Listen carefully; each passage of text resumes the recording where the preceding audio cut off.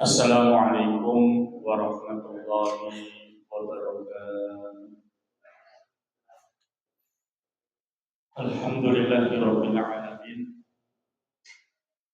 wa bihi nasta'inuhu ala umuri dunya waddin.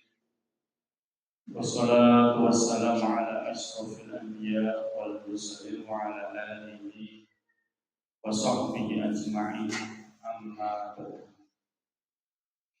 Usikum wa iyaya nafsi bitaqwallah faqad fazal mu'minuna al-muttaqun. Qala Allah Ta'ala fi kitabihil karim, ya ayyuhalladzina amanu taqullaha haqqa tuqatih wa la tamutunna illa wa antum muslimun. Ikhwan akhwatiddin asyarakumullah, Bapak Ibu sekalian jemaah kajian pada maghrib yang semoga senantiasa dalam lindungan Allah Subhanahu wa taala. Alhamdulillah kita bersyukur kepada Allah. Di malam hari ini Allah masih melimpahkan mencurahkan nikmat-nikmatnya kepada kita, nikmat iman, nikmat sihat walafiat, dan nikmat-nikmat yang lainnya yang tidak mungkin satu persatu kita mampu untuk menghitungnya. Semoga Allah Subhanahu wa taala memberikan istiqomahan kepada kita di dalam mensyukuri nikmat-nikmat Allah Subhanahu wa taala tersebut. Salah satunya dengan melaksanakan amal saleh talabul ilmi yang kita kerjakan pada saat ini. Karena kita sedang Allah Bapak sekalian, Rasulullah Sallallahu Alaihi Wasallam memberikan aturan tuntunan syariat kepada kita agar apa yang kita kerjakan di muka bumi ini sesuai dengan yang dimaui Allah dan Rasulnya. Maka amal soleh itu akan diterima oleh Allah kalau sudah memenuhi dua syarat. Maka khalisan, maka sawab. Kalau amal soleh tadi itu ikhlas lillahi ta'ala, hanya mengharap pahala dari Allah Subhanahu wa taala. Dan yang kedua, shawab. Shawab itu sesuai dengan tuntunan Rasulullah. Seikhlas apapun amal soleh tersebut, tetapi kalau tidak sesuai dengan sunnah Rasulullah SAW, juga diterima. Kebalikannya, sesuai dengan sunnah Rasulullah SAW, persis sebagaimana yang dicontohkan oleh Rasulullah, tetapi kalau tidak ikhlas juga sama, tidak diterima oleh Allah Subhanahu wa taala. Makanya amal itu harus memenuhi dua syarat, ikhlas dan mengikuti sunnah Rasulullah Sallallahu Alaihi Wasallam. Termasuk yang sedang kita bahas adalah masalah fikih. Dari masalah hadas, masalah najis, masalah tata cara toharoh. Cara toharoh itu ya termasuk berwudu, tayamum, dan mandi wajib, mandi janabah. Itu semua juga harus sesuai dengan yang dituntunkan oleh Rasulullah SAW. Kemarin sudah kita bahas tentang tata cara wudu, juga tata cara tayamum. Selanjutnya kita akan membahas yaitu mengusap khuf. Khuf itu sepatu yang menutupin mata kaki. Kalau harus setiap kali kita wudu itu harus dicopot, dilepas, apalagi pas musim dingin di timur tengah sana, itu kan kerepotan banget. Maka nanti syariat Islam memberikan kemudahan dengan cara bagaimana. Yang penting ketika memakai itu dalam keadaan suci, nanti pas wudu tidak perlu dilepas sepatunya, tidak perlu dilepas kaos kakinya, cukup diusap bagian atas. Cukup, tidak usah dilepas kemudian harus dicuci kaki. tapi cukup di maskul khufnya, sepatunya tadi diusap pakai air. Tetapi sebelum kita bahas masalah mengusap khuf, mengusap sepatu, kita lanjutkan dulu yang kemarin tentang tata cara berwudu sebelum menggunakan debu untuk tayamum ya. Kalau sudah sama sekali nggak ada air atau ada air sedikit, hanya untuk minum, hanya untuk keperluan makan, masak gitu ya, tidak memungkinkan untuk digunakan berwudu, maka boleh bertayamum. Tetapi kalau masih ada air yang memungkinkan digunakan untuk wudu, tetap harus dipakai air tersebut untuk wudu. Meskipun cuma 1 gelas air mineral aqua atau lakian atau mineral kan yang ini paling kecil ya Pak, itu adalah kecil itu. Ada ini enggak Pak? Aqua yang kecil, aqua lah nih kan. Itu gimana?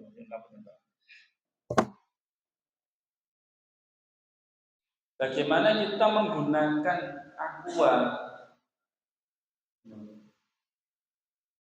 yang cuma segini ini untuk berwudu? Kira-kira bisa buatan Pak? Bisa. Sakit Bu.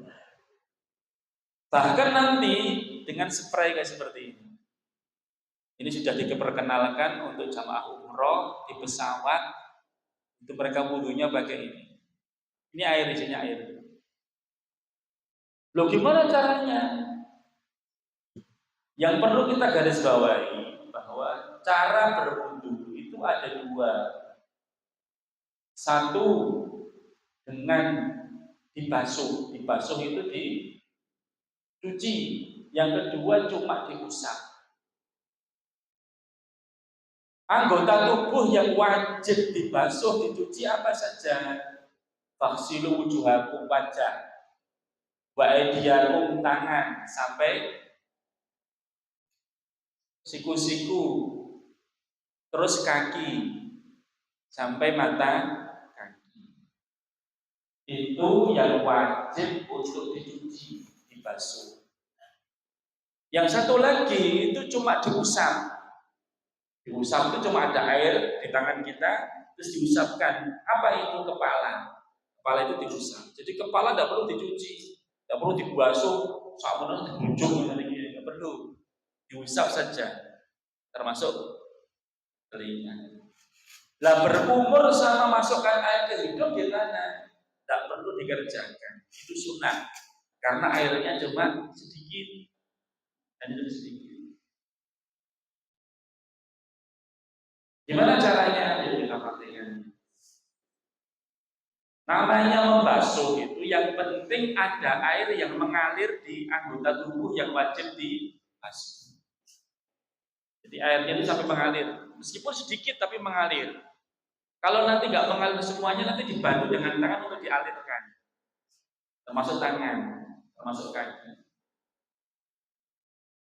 Tapi kalau dibasuh itu cuma ditempelin air terus dibasuh. Ya, sekarang misalnya ini live blue.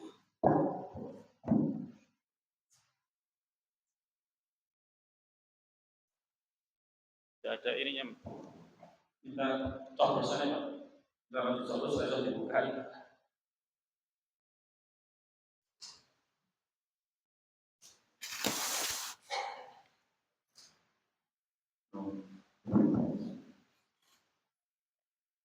Minum dulu ya.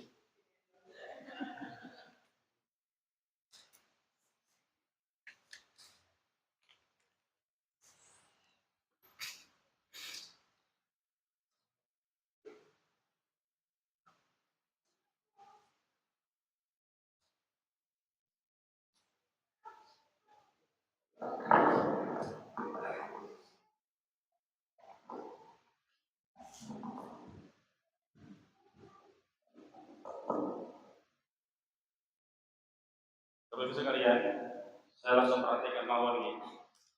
Ini kita menggunakan air segini untuk berwudu. Gimana caranya? Kita lepas. Ini kalau ada, apa namanya?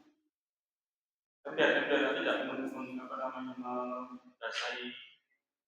membasahi karpet. Jadi yang penting ada ember warna kan? Ada segini mau di bawah segini. Yang penting wajah kita diairi. Dari sini ya.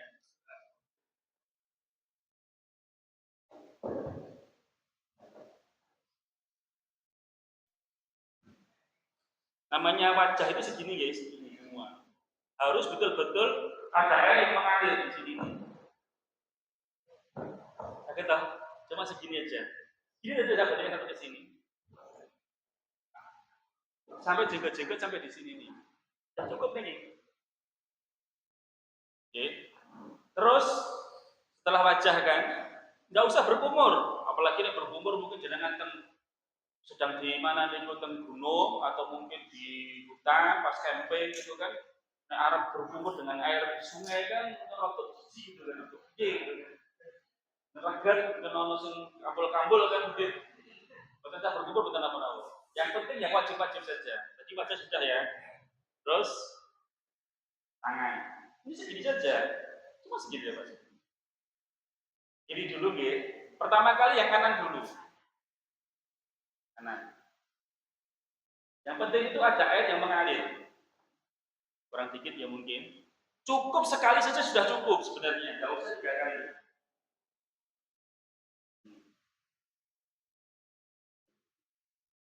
Kalau itu terlalu basah itu tadi terlalu basah. Cukup sekali toh ya. Terus lagi gantian yang kiri pakai kanan. Ini saja.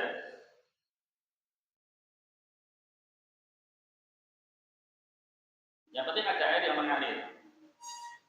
Kami coba cek. Dan membasahi semua. Nih, dia ini sudah basah semuanya. Setelah tangan apa Bu? Kepala itu cuma gini aja sedikit banget. Namanya diusap toh, diusap. Langsung dipakai untuk telinga. Bahkan mazhab Syafi'i cuma gini saja. Sebaiknya rambut, tapi kalau harus segini gitu mungkin segini aja. Sudah cukup. Tapi ini kan sempurna ya, pada semua rambut semuanya. Baru setelah itu apa? Kaki. Kaki cuma ini saja. Misalnya kan pinjaman saya pakai kursi.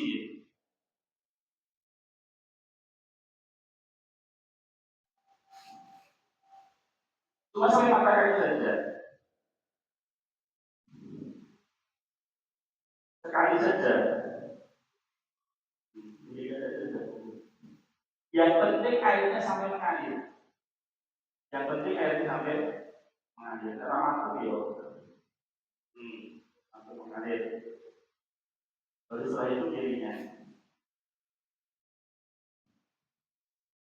Bukan sampai di dekul berusaha.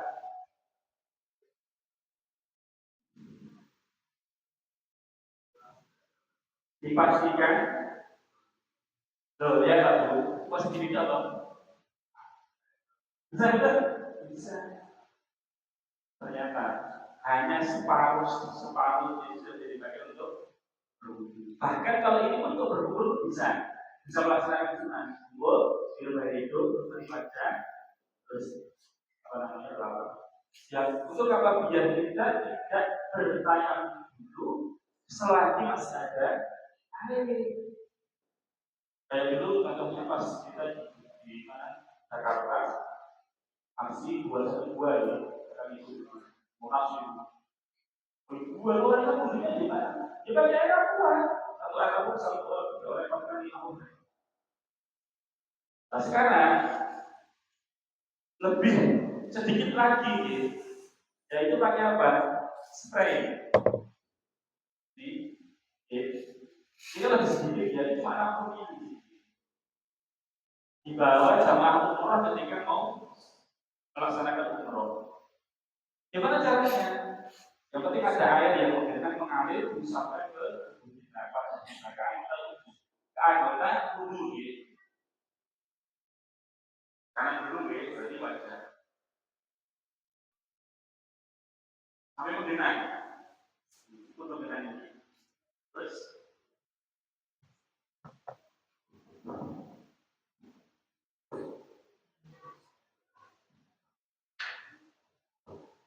saya boleh lagi tambah. Ini lebih boleh lagi. Lebih boleh lagi. Ini sudah ada hubungan di sini. Tapi kalau ini kan ada hubungan di sini. Yang penting ada air mengalir dari itu. Terus baru tangan. Pakai tangan kiri ya atau tangan kanan. Kalau nggak gitu langsung saja. Nah, ini sampai mengalir kan? Kalau kita gini, kami mengalir kan ini loh, coba saja. Ini masih gini kan? Nanti kaki saya seperti itu, satu botol 60 ml bisa untuk dari. Karena kalau selalu menggunakan wudhu itu rasa yang diiman. Karena itu gini aja. Meskipun kamu tahu bahwa air itu mengenai, usahakan berwudhu itu.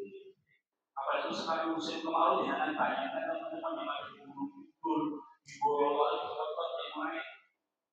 Jadi ini sangat berharga.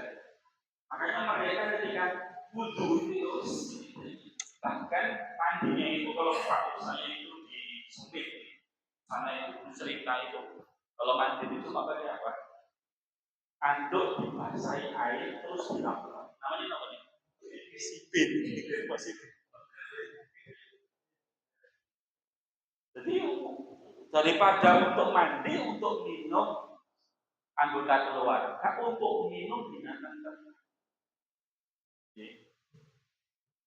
Terus untuk wudhu tadi itu ya dikira-kira betul itu air sangat berharga sekali di sana. Ini ya paham ya, jadi cara berwudhu dengan air yang sedikit. Habis itu ada pertanyaan monggo sebelum kita lanjutkan ke mengusap paus. Ya. Apanya? Doanya kan kalau wudhunya cukup bismillah, dia dalam hati. Setelah itu kemudian setelah doa setelah wudhu sama sih, sama seperti mana ketika wudhu dengan air ya. Ini kita kerjakan sebelum tayamum. Dan tayamum itu sama sekali nggak ada air. Kalau di tengah jalan itu ada air, pas sholat terus airnya banyak. Jangan sudah minum kan, ini bisa untuk berwudhu batalkan, gunakan untuk berwudhu. Tadi saya belum sempurna pakai masak tayamum orang baju gitu kan, masih ada air. Jadi itu menggunakan air yang sedikit untuk berwudhu. Walau segini sangat-sangat sisa gitu kurang banget ini sebenarnya. Sebenarnya bilang mili nih. 600 mili, 1/10 ini ki, ada 1/10-nya nih. Ini saja itu nggak habis untuk wudhu nih. Makanya termasuk mandi ibu sekalian, bagus. Pakai ambil segini bisa. Mandi junub ya. Nanti juga pakai ini videonya. Yang penting itu ibu udah kertas ya. Tapi bisa lebih sakit nih. Usuk-usuk kapas yang penting nggak usah pakai sampo, nggak usah pakai sabun. Boleh jadi sabun sampai sampo itu nanti bisa menghalangi sampainya air dan tidak sah selama hidup kita. Ya, gimana? Dipastikan pakai air dulu, ya. Semua sudah terbasahi, baru kemudian baru pakai sampo atau pakai sabun. Karena sampo sama sabun itu kalau bisa menghalangi sampainya air yang suci itu nanti tidak sah. Wudhu sholat mandi janabah kita. Saya masih teringat ketika dulu di Tawangmangu dulu sampai sekarang itu berbeda. Dulu dinginnya luar biasa. Saya pegang air itu di Tawangmangu jam sekian koyo es gitu. Makanya setiap malam itu saya pada waktu tahun 2099 belum nikah, saya nikah kan 2001 ya. Tahun 2000 Tahun 99 itu saya di sana itu tugas 1 bulan. Dakwah di Kemuning, kebun teh di sampingnya di sana bisa panen. Itu setiap malam saya kan tinggalnya di depan rumah, ada kamar kecil gitu di situ. Terus kalau mau buang air mandi itu di kamar mandi sebelah rumah atau di depan rumah pas. Dan malam saya bilang sama penghulu, Mas, saya minta 1 termos. Untuk apa? Yo, untuk jaga-jaga ini malam hari pengen ngopi. Padahal tujuan saya apa, Mas? Khawatirin nanti malam hari ini basah, kan harus mandi. Orang mungkin mandi pakai air dingin, bangunan langsung sakit pakai air es gitu. Terus pakai apa? Termos. Termos cukup sekali. Termos langsung di dogenan diberi air dingin, langsung dipakai untuk mandi. Dan alhamdulillah itu bisa. Rusak termos kali Pak. Segini apalagi banyak sekali. Saya pernah memperhatikan mandi itu. Lah gimana nggak usah berwudu, langsung saja nanti langsung dibujuk itu. Yang penting semua tubuh kita dari kepala sampai kaki itu basah, itu sudah cukup. Niatnya menghilangkan hadas besar. Kalau kondisi normal kan pertama kali wudu, setelah itu digusur kepala, terus yang kanan, itu kan kelamaan dan itu menghabiskan air. Berarti yang wajib saja. Yang penting sah mandinya. Jadi ibu yang mau untuk berjuang setengah buat jangan buat tidak kecil cukup dan nggak usah lama-lama. Itu terkait dengan wudu, tayamum, mandi besar, mandi wajib dengan air yang terbatas. Sekarang kita bahas tentang khuf, mengusap khuf. Ya, sebenarnya lupa nggak pakai kaos kaki. Misalnya pakai kaos kaki, ya, saya pakai kaos kaki menutupi kulit saya. Ibu pakai kaos kaki menutupi kulit saya. Dan kaos kakinya tebal. Atau pakai sepatunya sampai mata kaki dan sepatunya itu tebal. Musim dingin. Ya. Dengan mulai sholat subuh, sebelum sholat subuh, wudu dulu kan, habis wudu pakai kaos kaki, terus pakai sepatu kulit. Setelah itu kemudian sholat.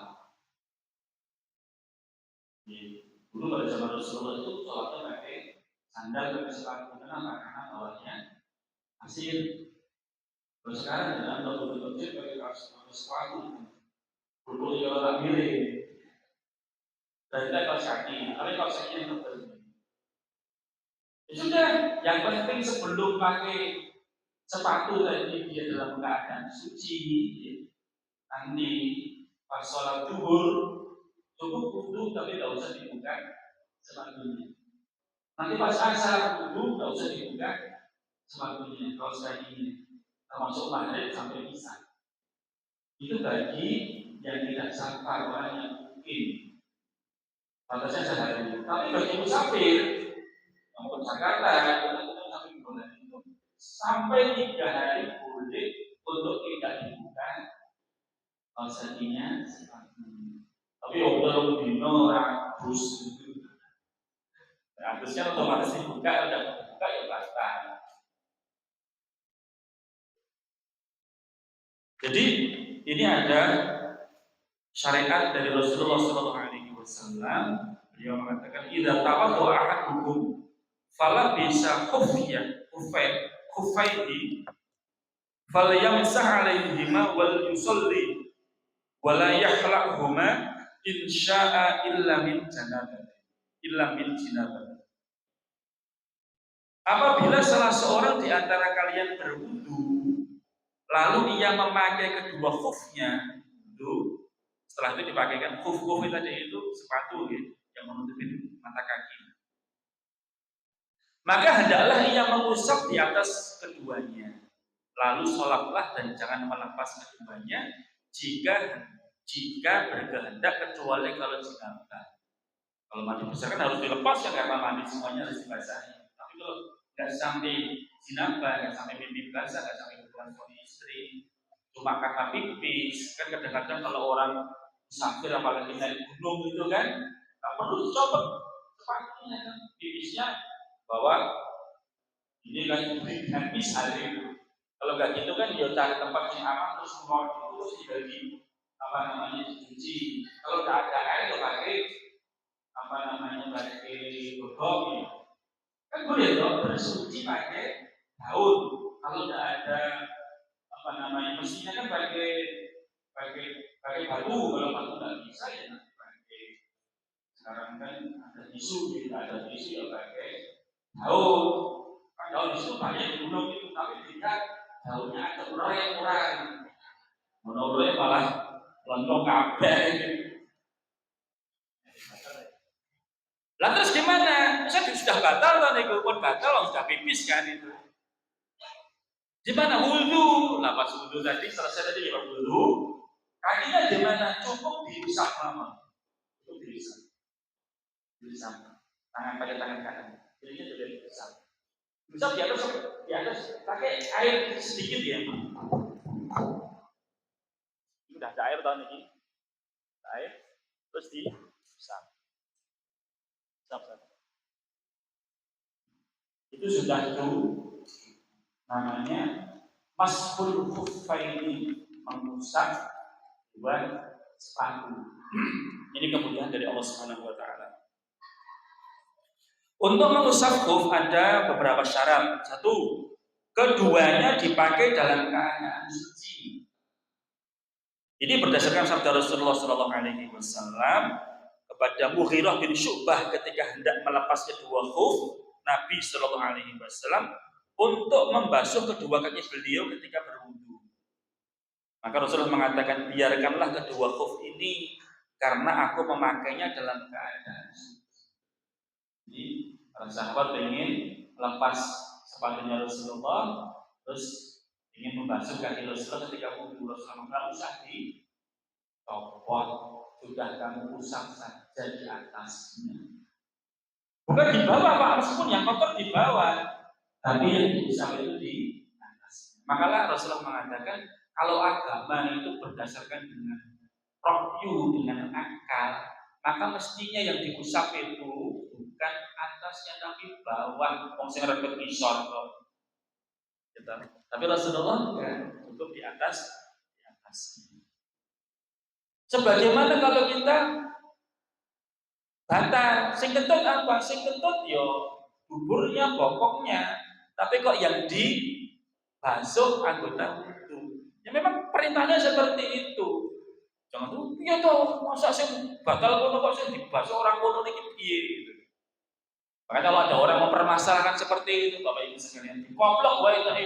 Wah, dadanya gitu. Wah, nangis kan dia bengkok. Lho sing lara sing endi? Lho kok sing muni cangkemmu gitu. Sing muni kan mulut kamu. Makanya agama itu bukan berdasarkan dengan akal. Kalau agama dengan akal itu ketika mengusap khuf itu mesti ngisor, tapi yang diperintahkan di atas. Yang kedua, syarat khuf sepatu atau kaos kaki tadi dapat menutupi bagian kaki yang wajib dibasuh. Berarti kan sampai mata kaki, bisa menutup mata kaki tadi. Dan ngisornya orang bolong Pak. Ibu-ibu nek pakai kaos kaki tapi jitu dijini metu, nah itu batal. Nggak boleh ada yang kelihatan, enggak. Bulunya nggak boleh ada yang kelihatan. Atau sing metu tungkake ya. Karena wis bolong kan sing paling kaos kaki biasanya sing paling sering bolong kan di situ. Yang ketiga, keduanya tebal sehingga kulit tidak tampak dari balik kedua ini. Nek kaos kaki ini semerawang ketok nggak bisa. Kaos kakinya harus tebal. Kalau tadi itu kalau sepatu ya sepatu yang untuk tebal sehingga kelihatan dari luar. Yang keempat, masa mengusap tidak melebihi sehari semalam bagi mukim dan tidak melebihi 3 hari bagi musafir. Di subuh kembali ke subuh lagi, subuh berikutnya sudah harus dilepas. Kalau di rumah kan umum bikin yang luar biasa. Yang musafir 3 hari. Ya, 3 hari. Dari subuh ya subuh lagi 3 hari kemudian subuh hari Ini tadi hari Sabtu, Ahad, Senin, subuh baru dilepas. Yang kelima, tidak melepas keduanya setelah mengusapnya. Pas diusap coba lepas, dilepas loh. Batal, harus dicuci. Tidak melepas keduanya setelah mengusapnya. Jadi, jika ia melepasnya, wajib membasuh keduanya. Boleh diusap itu nek masih tertutup, nek wis buka ya kudu dibasuh sana, dicuci. Karena kan masih bisa dicuci. Apabila tidak, maka wudhunya batal. Jadi harus tertutup rapat. Yang keenam, sedangkan dalam mengusap perban tidak disyaratkan harus bersuci terlebih dahulu dan tidak ada batasan waktu tertentu. Syaratnya perban tidak melebihi dari bagian tubuh yang terluka, kecuali bagian yang memang harus terikut untuk mengikatkan. Perban tidak terlepas dari tempatnya dan lukanya masih belum sembuh. Kayak kemarin saya pas tangan saya itu patah ya, tangan itu kan di perban. Perbannya kan sekian. Itu rasanya bukan penak das. Keringetan buahkel terus dia caranya digaro jarak kroso niku. Ada belum biasanya bertanaman niku. Sokok nanti. Sokok. Tiga lho napa sentik mie ayam niku. Aku itu gosip mie ayam. Oleh karena aku keringetan buahkel kok niku. Lo sokok niku. Yang penting bukan mengenai lukane ya. Gimana caranya berwudu? Caranya berwudu cuma diusap pakai air. Diusap pakai air di atas. Jangan dibiarkan. Terus wudu lagi sono perbani tetap harus diusap karena ini bagian yang harus dicuci, harus dibasuh. Dia habis wajah, tangan, kanan, terus kalau saya mandi ya saya bundel pakai kresek, tidak basah. Tapi kalau pas wudu ya cukup diusap bukan dibasuh, diusap saja, teruskan, kepala teruskan. Itu cara mengusap perban. Perban itu untuk apa? Termasuk ya bukan gip ya, gip termasuk perban. Tangan kita kena apa? Perban. Atau tendoplas atau apapun itu cukup diusap saja. Meskipun cuma satu jari Pak, jangan ditinggalkan, diusap pakai tangan biar ikut terkena air wudhu. Meskipun tidak masuk ke dalamnya, kalau masuk ke dalamnya kan itu berbahaya kan nanti nggak sembuh kan nggak kering kan. Termasuk yang ngapunten yang sakit diabetes dan harus diperban lukanya dan sembuh kan diperban, itu tetap harus diusap. Jangan terlalu banyak air nanti merembes malah hari-hari. Diusap aja air sedikit saja, penting ada air. Usapkan di atas perban ya, atau nanti gip atau mungkin coklas atau apapun. Termasuk di sini disebutkan dibolehkan mengusap surban dalam kondisi darurat, kedinginan atau bepergian. Sebelah kan kalau pergi kan pakai surban dibut-but kan kepalanya tertutup kan, itu diusap saja. Termasuk dalam kondisi darurat juga ibu-ibu ya gak memungkinkan untuk dibuka ya pakai diusap saja. Kalau kalau itu dibuka mungkin takut kedinginan, itu boleh hanya sekedar diusap. Dalilnya, karena Nabi Shallallahu Alaihi Wasallam tawaddo'a fi safarin, famasaha binasiyatihi wa 'alal imamah. Sungguh Nabi berwudu dalam perjalanan, lalu beliau mengusap ubun-ubunnya dan surbannya. Begini aja. Terus surbannya diusap. Ya, karena kondisinya memang di perjalanan. Akan tetapi di samping mengusap surban juga mengusap sebagian ubun, sebagaimana dalam hadis. Ubunnya ada kelihatan, biar sebagian rambutnya itu kena. Terus yang kedua, tidak ada perbedaan antara laki-laki dan wanita dalam mengusap khuf atau sepatu tadi, mengusap perban, mengusap penutup kepala dan lain sebagainya.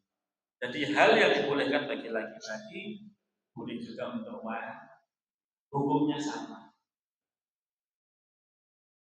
Itu tata cara mengusap uf itu sepatu atau kaos kaki yang tebal atau apa saja yang menutupi kaki kita sampai mata. Dalam kondisi apa? Dalam kondisi cuaca yang dingin, dalam kondisi bepergian, dalam kondisi kaki gunung, dalam kondisi apapun. Yang penting kaki kita itu tertutup rapat dan makanya dalam kondisi berwudu, dalam kondisi suci. Nanti kalau sudah batal, wudu lagi, tidak perlu dicopot sepatunya, kaos kaki. Jelas ya? Enggak, mungkin ada pertanyaan. Saya jawab 5 menit. Enggak Bapak atau Ibu.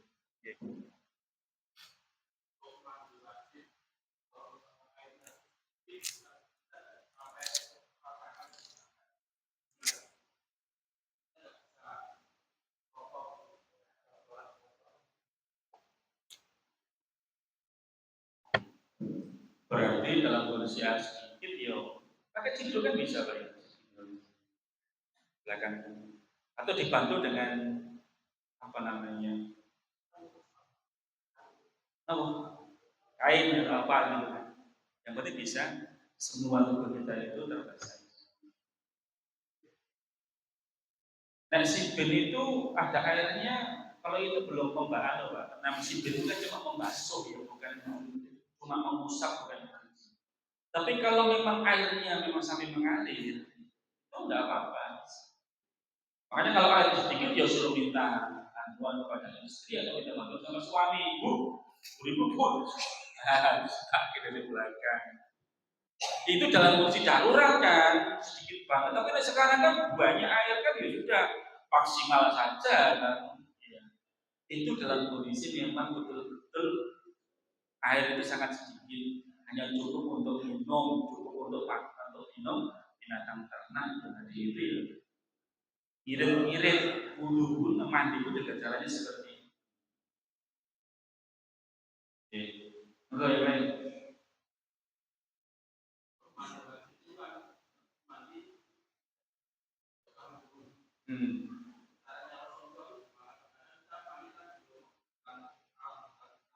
Iya. Jadi Rasulullah kalau mau mandi, bukan kemarin sudah kita bahas caranya berwudu, baru setelah itu membasuh seluruh tubuh kita dimulai dari yang kanan. Setelah itu sudah selesai, berarti nggak perlu untuk wudu lagi karena anggota tubuh yang mestinya dibasuh ketika wudu sudah terkena semuanya. Apalagi tadi diawali dengan wudu, berarti 2 kali kan? Sudah cukup. Nah meskipun memegang kemaluan kita, bagi madhab yang menyebutkan bahwa memegang kemaluannya sendiri itu kan nggak membatalkan wudu ya tidak apa-apa. Bagi mereka yang berpendapat itu batal wudunya harus diulang wudunya ya berarti harus wudu lagi. Dan saya pendapatnya itu kelamin kita sendiri, kemaluan kita sendiri nggak batal. Yang batal itu kalau dia memegang kemaluan orang lain, mungkin istrinya atau anaknya atau siapa itu bisa batal. Tapi kalau kemaluan sendiri itu udah nih, ada yang lain?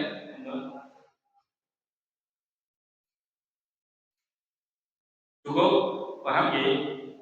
Alhamdulillah kalau sudah cukup paham, cocok, semoga bisa menambah wawasan kita meskipun masalah yang sepele, masalah yang pertama kali ya sebelum kita sholatnya harus berwudu, bersuci. Ternyata dengan air yang sangat minim pun kita bisa mengerjakan. Ini alhamdulillah kita masuk waktu isya, kita tutup dengan kafaratul majlis. Subhanallahumma wa bihamdika asyhadu an la ilaha illa anta astaghfiruka wa atubu ilaik. Walhamdulillahi rabbil alamin. Assalamualaikum warahmatullahi wabarakatuh.